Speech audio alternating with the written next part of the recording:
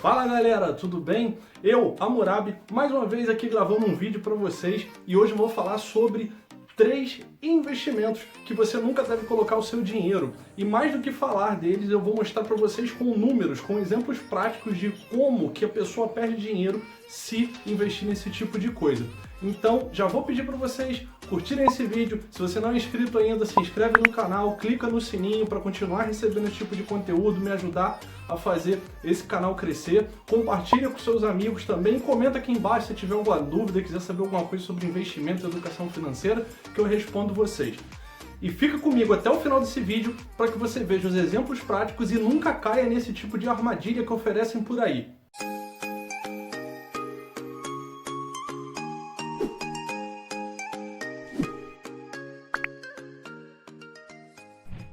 Antes de falar desses 3 investimentos, eu coloco entre aspas, você vai entender já por quê, eu preciso passar um conceito para vocês. Você precisa entender qual é a diferença entre ativo e passivo. Ativo é tudo aquilo que gera dinheiro, gera renda para você de alguma maneira. E passivo é tudo aquilo que consome sua renda, consome seu dinheiro de alguma forma. E é por causa desse conceito também que estes produtos, algumas vezes vendidos, principalmente por grandes bancos, como investimentos, não são investimentos. Porque na prática, eles até te ajudam às vezes a conseguir guardar um pouquinho de dinheiro todo mês, porém eles te fazem perder dinheiro, seja na falta de rentabilidade dos produtos ou pela perda da inflação, ou as duas coisas, pelo excesso de taxa também, enfim, tem vários fatores que fazem esses produtos serem extremamente ruins, mas tem exceções de quando você pode ter esse tipo de produto e eu também vou explicar elas ao longo do vídeo. E o primeiro desses produtos que alguns bancos vendem como investimentos e que não é nem perto de um investimento são os títulos de capitalização. E o que são os títulos de capitalização?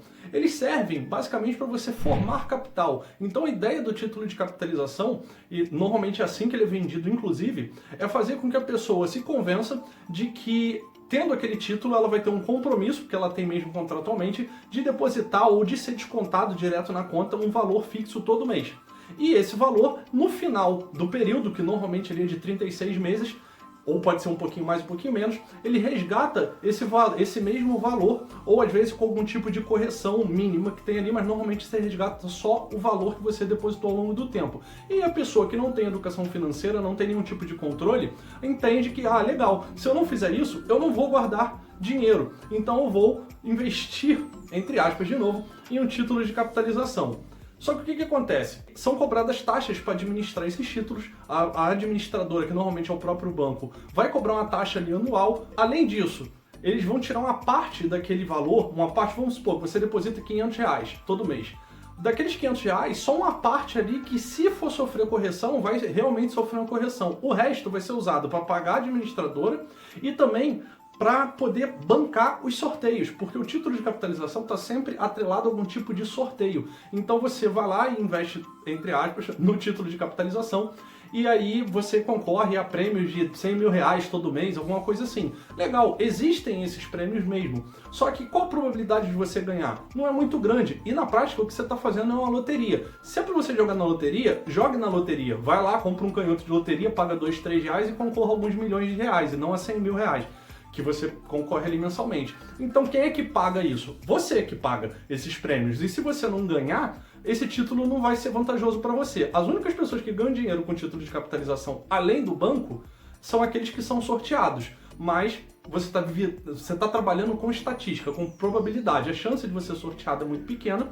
E por causa disso, isso não pode ser considerado um investimento. Isso é só um produto que o banco usa para captar recurso muito barato. Porque como o custo dele para ter esse dinheiro ali rodando dentro da instituição é muito pequeno, é praticamente zero, ele usa esse dinheiro para outras coisas. Esse dinheiro, por exemplo, para te emprestar. Não sei se a legislação permite isso, mas provavelmente permite. Então ele pega esse dinheiro e usa para linhas de crédito, de outras coisas, ou para bancar a operação do banco. Na poupança ele teria que te remunerar alguma coisa, por mais de baixo que seja. Em algum outro título de renda fixa também teria. E ele não vai fazer isso. Então não caia em conversa de gente, de banco, de gerente, dizendo que você tem que ter um título de capitalização que é vantajoso. Você nunca vai ganhar dinheiro com título de capitalização, exceto se você for sorteado. Para ser sorteado, jogue na loteria, que é melhor. Ainda tem algumas outras coisas que são um pouco piores. Se você investe num título de capitalização, fique sabendo que ele não tem nenhum tipo de garantia como tem os investimentos de renda fixa. Por exemplo, se você investe num CDB ou na própria poupança, você tem a garantia do FGC, o Fundo Garantidor de Crédito. O título de capitalização não tem isso, porque ele nem é regido dentro da mesma legislação da renda fixa. Ele é regido pela SUSEP, que é uma empresa de seguros. Então não faz o menor sentido você ter isso, tá? Isso só é vantajoso, coloque na sua cabeça, para os bancos. Mas isso seria uma possibilidade de usar o título de capitalização. Fora isso, nunca. Tira isso da sua vida. Se você sabe alguém que tenha, passe esse vídeo para a pessoa, fala para ela assistir isso aqui e para cancelar isso o quanto antes, por mais que você vá perder dinheiro nesse cancelamento, porque os bancos fazem isso de propósito. Colocam um contrato, se no meio do contrato você descobre que foi enrolado pelo gerente do banco e você for pedir seu dinheiro de volta, você não vai pegar o dinheiro todo que você depositou, vai pegar só uma parte. E aí eu prometi que eu ia dar exemplos. Eu anotei aqui num papelzinho algumas contas que eu fiz e vou te dar um exemplo de como que você perde dinheiro com título de capitalização. Então eu vou botar aqui do lado em algum lugar para você os números, para você entender como é que é feito o raciocínio. Olha só, eu considerei que você vai pegar um título de capitalização que você vai pagar só R$30 por mês. Você vai ficar com ele por 60 meses, isso vai dar uma quantidade de depósito de R$1.800. Se você pegasse esses valores e investisse todo mês esses R$30 no Tesouro Selic, a taxa de hoje eu olhei também no site do Tesouro Direto, e o Tesouro Selic está rendendo 2%, que é a taxa Selic, mais 0,03%. Então você tem um rendimento ali de 2,03% bruto. Não tem taxa de custódia, porque recentemente o Tesouro tirou a taxa de custódia para quem investe até R$10.000 nele, e não tem taxa de administração em praticamente nenhum banco e corretora. Então você não teria outros custos além do imposto de renda. Fazendo a conta, se você considerar essa taxa mensal, daria 0,17. O valor que você começaria hoje é R$30, você depositaria R$30 ao longo de 60 meses, que são 5 anos. O seu valor ao final de 5 anos seria de R$1.926,53, ou seja, você teria R$126,53 a mais do que o que você depositou nesse período. Você pagaria aí um IR de R$18,98 e aí a diferença, que eu vou colocar aqui, porque eu não botei no papel, seria o seu retorno líquido. Então você vê que você ganharia algum dinheiro. No título de capitalização você só pegaria esse dinheiro de volta. Então se você quer fazer um compromisso com você mesmo de depositar todo mês uma determinada quantia, faça isso em um investimento. Por exemplo, o Tesouro Direto. E tem um momento em que o título de capitalização pode de alguma forma ser útil. Eu já vi em alguns casos pessoas que alugam imóveis exigirem ou aceitarem um título de capitalização no nome delas, porque isso pode ser feito, você pode ser a pessoa que paga e deixar esse título com direito de resgate por outra pessoa. Então, eu já vi alguns locadores de imóveis aceitarem título de capitalização como garantia para aluguel. Então, se você não tem o dinheiro, enfim. O segundo produto que chamam de investimento, mas que não é o consórcio. Algumas pessoas adquirem consórcio falando, vou investir aqui num consórcio porque eu vou pagar mais barato do que no financiamento e vou conseguir ter um bem, alguma coisa do tipo. Já por incrível que pareça, já vi esse tipo de história. Mas não se engane, o consórcio é só uma modalidade de compra. É uma espécie de poupança coletiva, onde você junta um grupo de pessoas com o mesmo objetivo, que seria comprar um determinado modelo de veículo, de carro, de moto, ou até um imóvel que você pode consorciar também.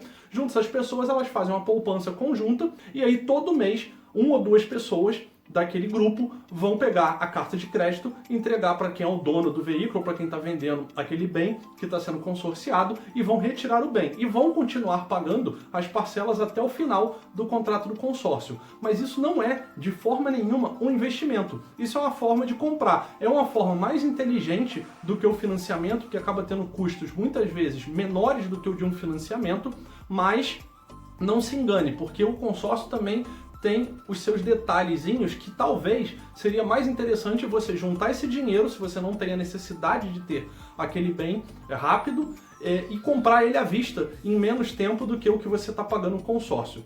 Então já fica aqui uma dica de quando o consórcio pode ser útil. Se você, por exemplo, precisa de um veículo para trabalhar, ou se você está vendo um imóvel para usar de forma comercial, para explorar aquele imóvel de alguma forma que seja comercial, e eu não estou falando aqui de aluguel, tá? Porque normalmente aluguel também não vale a pena. talvez o consórcio seja interessante se você já tem uma boa parte do dinheiro para comprar aquele imóvel que você pode dar de lance, que isso também é possível no consórcio. Você vai dar um valor considerável, adiantar várias parcelas do consórcio, e aí com isso você vai ter o direito a receber a carta de crédito e conseguir pegar aquele bem mais rápido do que o que era previsto, ou mais rápido do que se você for esperar ser sorteado, porque assim como o título de capitalização, o fator sorte está envolvido também no consórcio. É vantajoso, de certa forma, se você for sorteado no primeiro mês, mas você não tem garantia nenhuma que isso vai acontecer. E vamos para o exemplo numérico do consórcio e de qual a diferença dele para um investimento. Vou mais uma vez aqui consultar os universitários, ver aqui minhas anotações. Para você que não sabe, o consórcio ele não tem juros, mas ele tem uma taxa de administração mensal. No caso desse consórcio aqui que eu simulei, a taxa dele de administração é 0,19% ao mês. O crédito que você teria é de R$ 20.344,50, que seria o crédito ali para um veículo popular. A parcela é de R$ 346,16 e o prazo é de 72 meses. Se você fizesse esse consórcio, você ia pagar um total de R$ 24.923,52. Agora, se você investe esse mesmo valor mensalmente, essa parcela de R$ 346,16, naquele título do Tesouro que eu citei, para o título de capitalização, com a mesma taxa, tudo igual, você teria, no final do período, R$ 26.489,11. Ou, se você quisesse ter os mesmos 24.923, você conseguiria isso em 57 meses, 15 meses antes do prazo de 72 vezes do consórcio, beleza? Agora vamos para o último produto que chamam de investimento, mas que não é bem um investimento. E já adianto que esse é o mais polêmico. Provavelmente você ouviu a vida inteira de que isso é um investimento, talvez você até tenha esse investimento e, na verdade, vou agora te desanimar, porque provavelmente você está perdendo uma quantidade considerável de dinheiro. E qual que é esse produto? É a casa própria. E aqui eu vou ter que explicar um pouco mais detalhadamente de por que o imóvel próprio, principalmente o primeiro imóvel, não é um investimento. Primeiro, vamos para a realidade do brasileiro. A maioria dos brasileiros não tem condição de comprar um imóvel à vista. Se você comprasse um imóvel à vista, talvez poderia até ser, de certa forma, considerado um investimento, se fosse em um bairro ou em alguma cidade que tem um potencial de crescimento e valorização. O que não é o caso da maioria dos lugares, principalmente em cidades grandes que já estão bem consolidadas. Então você não tem grandes oportunidades assim de valorização do imóvel. Mas pelo menos você não perderia o dinheiro com os juros do banco. Mas um imóvel só não pode ser um investimento. Por quê? Se você, vou investir num imóvel e você compra para morar. Se você precisar vender aquilo ali, você vai ter que comprar outro, ou você vai ter que voltar para o aluguel. Então você vai estar sempre preso àquilo ali. Então o primeiro imóvel nunca vai ser um investimento. A partir do segundo, dependendo da situação, pode ser considerado, mas o primeiro nunca.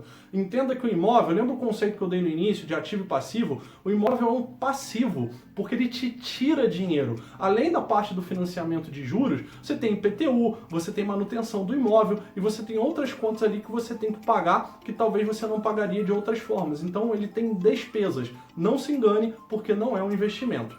E quais são os principais problemas? Como eu estou falando, os juros. Normalmente os empréstimos são de 30 anos, então é muito tempo. Nesse tempo você acaba pagando ali 3 vezes o valor do imóvel em juros pro banco. Então é um grande investimento pro banco te emprestar esse dinheiro, porque vai demorar a receber, porém ele vai receber 3 vezes mais. Então ele vai ter uma grande valorização, uma grande rentabilidade nesse dinheiro que está sendo emprestado.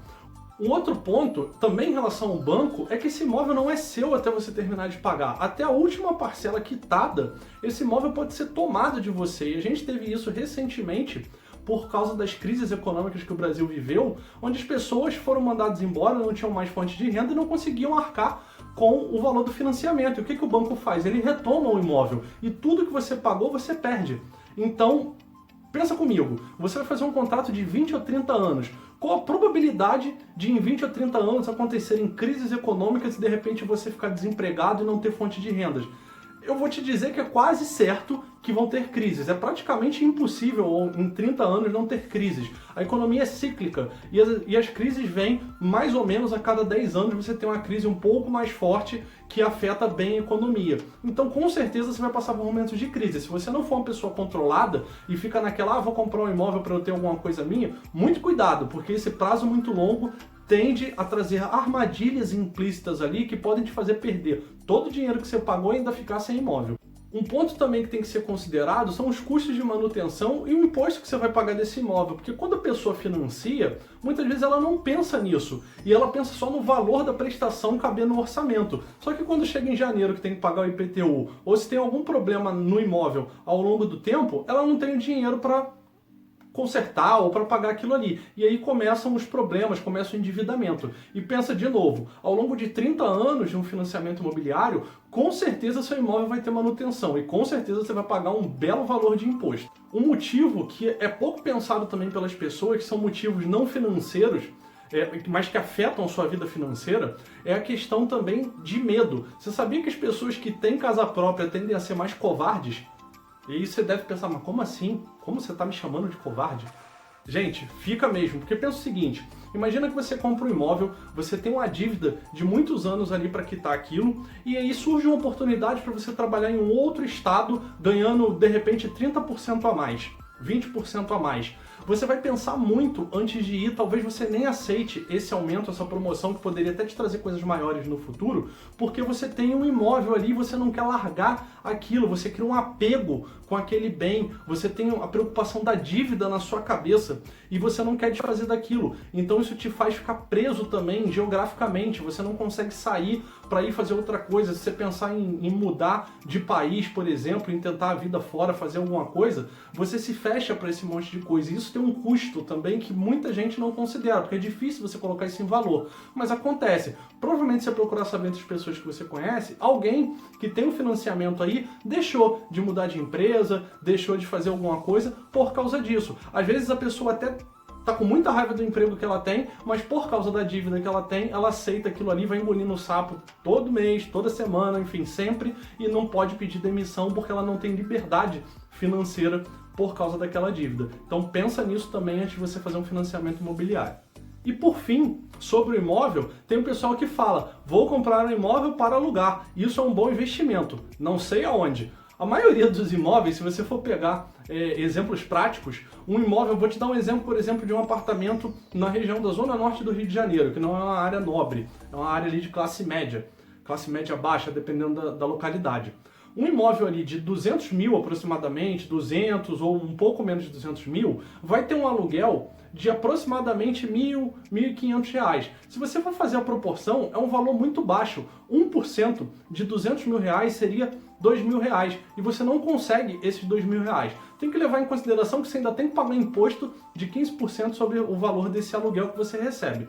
Então, sua rentabilidade é muito pequena. Fora que você tem a chance de ter dor de cabeça com os locatários, esse imóvel pode ficar vazio um tempo sem conseguir que ninguém alugue. Se ficar vazio e for um apartamento, você vai ter que arcar com os custos de condomínio. Ainda que o imóvel esteja alugado, os custos de manutenção são do proprietário, os custos da parte externa ou custos que tenham no condomínio de cotas extras que sejam benéficas para o imóvel são do proprietário. Então você vai ter que pagar muitas coisas, então não tem como isso ser um bom investimento. Você vai ter uma rentabilidade real ali muito pequena. Com certeza, se esse dinheiro tivesse em um investimento de renda fixa, falando do número, do valor do aluguel, talvez o retorno do investimento de renda fixa seja menor.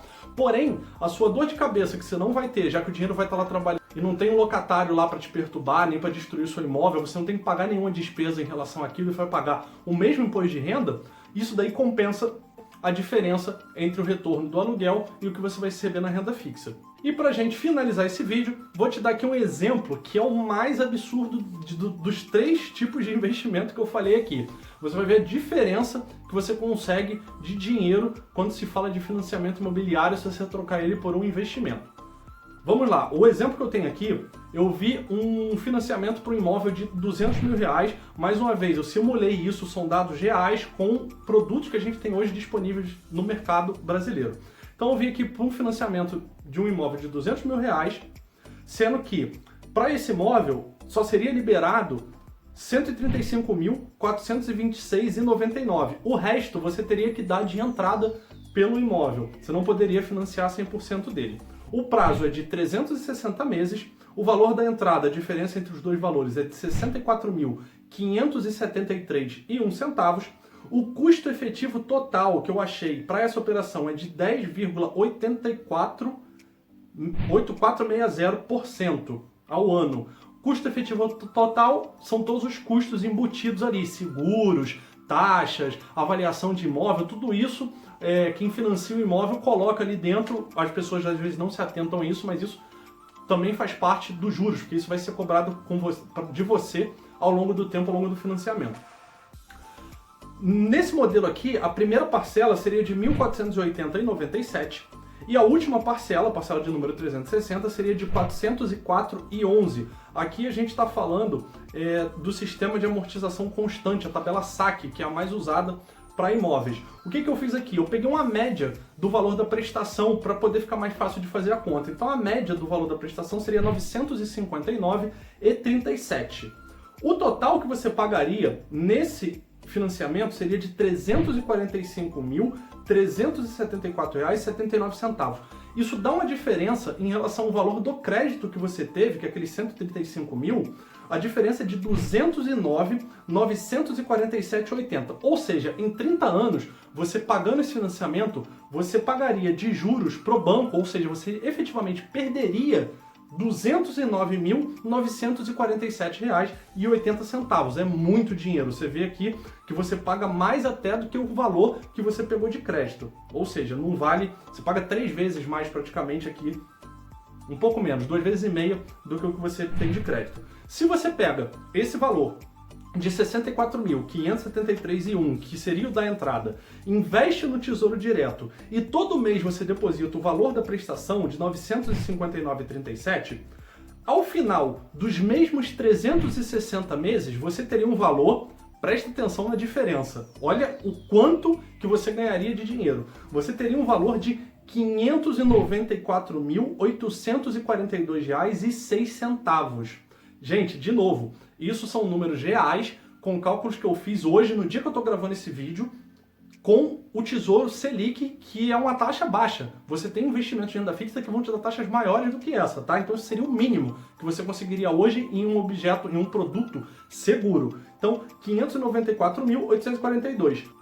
E se você quisesse ter o mesmo valor do financiamento em menos tempo, não quisesse juntar até o final para ter os quase 600 mil reais, você conseguiria atingir o mesmo valor em 224 meses, ou seja, aproximadamente aí 13 anos antes de completar o valor do financiamento. Então, gente, por que eu fiz esse vídeo? Para que você consiga entender que é muito mais vantajoso você se esforçar para juntar dinheiro e para aprender a investir do que ficar aceitando as coisas que o senso comum diz para você ter, como um financiamento imobiliário. Beleza? Espero que esse vídeo tenha te ajudado, espero que você consiga salvar bastante dinheiro na sua vida, ajudar também a sua família e a melhorar a sua saúde financeira com os conhecimentos que eu estou te passando.